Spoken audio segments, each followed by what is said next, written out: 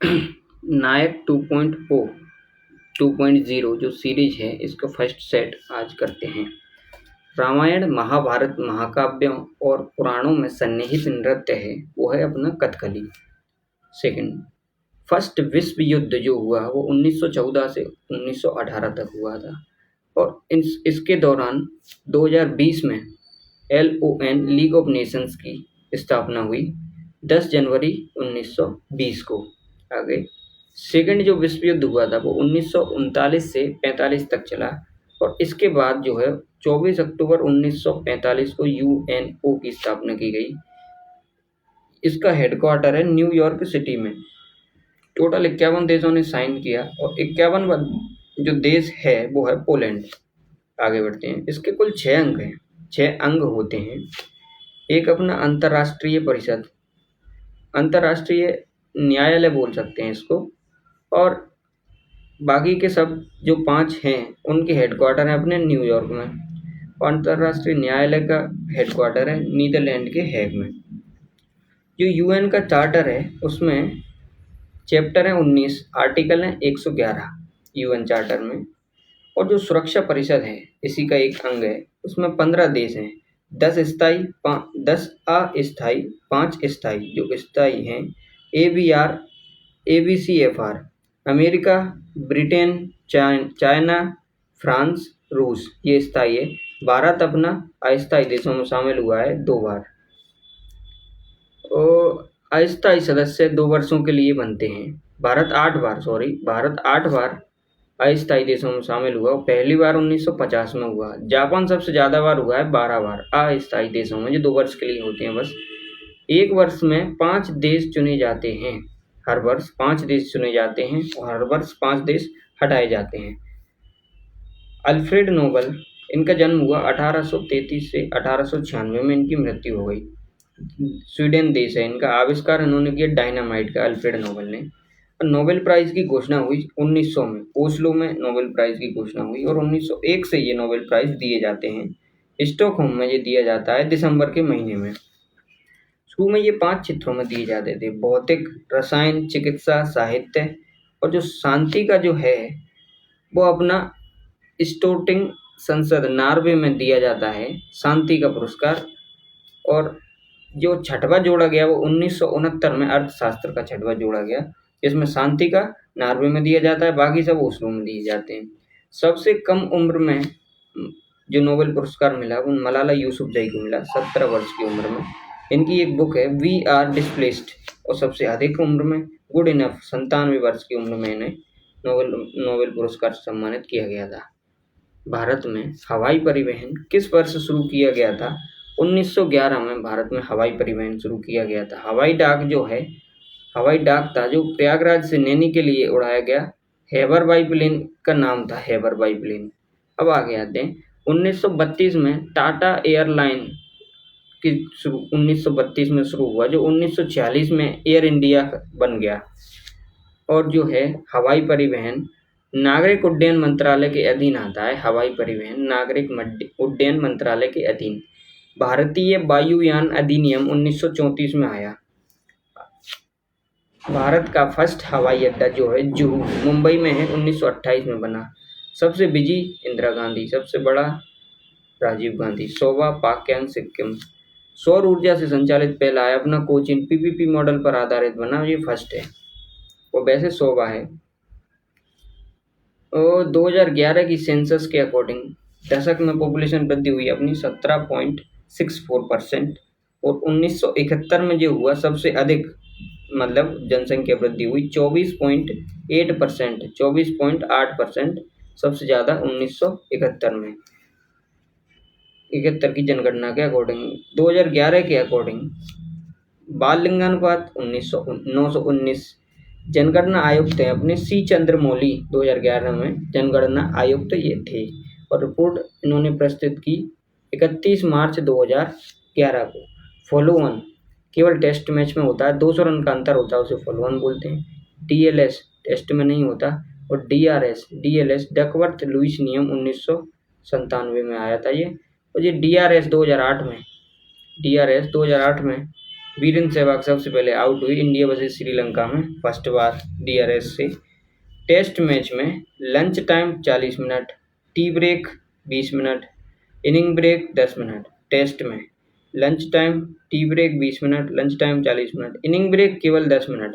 ODI में जो inning break होता है वो 40 मिनट का होता है और T20 में भी 10 मिनट का इनिंग ब्रेक होता है। आगे रेत समाधि पुस्तक है, गीतांजलि श्री की है। 2022 में इंटरनेशनल बुकर प्राइज इन्हें मिला, गीतांजलि श्री को, रेत की समाधि पुस्तक के लिए। 2005 में जो इंटरनेशनल बुकर प्राइज शुरू हुआ। इनकी और भी पुस्तक हैं, तिरोहित पुस्तक है, द एम्प्टी स्पेस भी इन्हीं की पुस्तक है। और जो रेत की समाधि पुस्तक है इसका इंग्लिश ट्रांसलेशन किसने किया? तो डेजी रॉकवेल ने किया। और बुकर पुरस्कार या मान बुकर 1969 में शुरू हुआ और ये वाला 2005 में इंटरनेशनल बुकर प्राइज। अब अपना आगे बढ़ते हैं। झुम्पा लाहिड़ी, इनकी पुस्तक है झुम्पा लाहिड़ी की।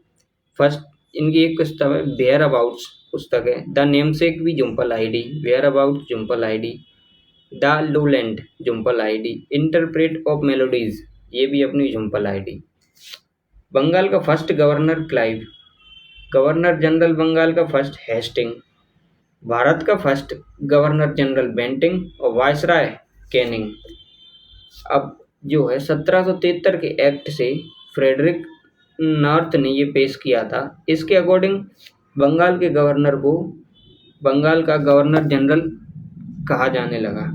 ये अपना 1773 एक्ट के अकॉर्डिंग। और 1833 एक्ट से जो बंगाल का गवर्नर जनरल है वो भारत का गवर्नर जनरल कहलाने लगा 1833 के एक्ट से, जो कि फर्स्ट था बेटिंग। और 1858 में भारत का ये वायसराय कहलाने लगा कैनिंग, ये गवर्नर जनरली।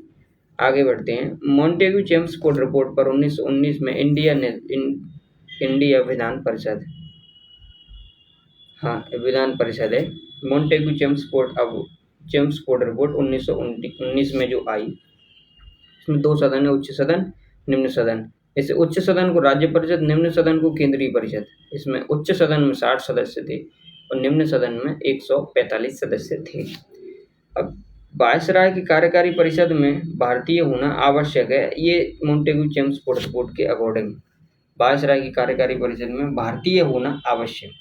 आगे बढ़ते हैं। 1937 संघीय अदालत में जो टोटल जज थे वो अपने 7 थे। 1937 में CJ मॉरिस गोयर जो चीफ जस्टिस थे, टोटल 7 थे। स्वतंत्रता अधिनियम 1947 18 जुलाई को आया। स्वतंत्रता अधिनियम 1947 में 18 जुलाई को आया।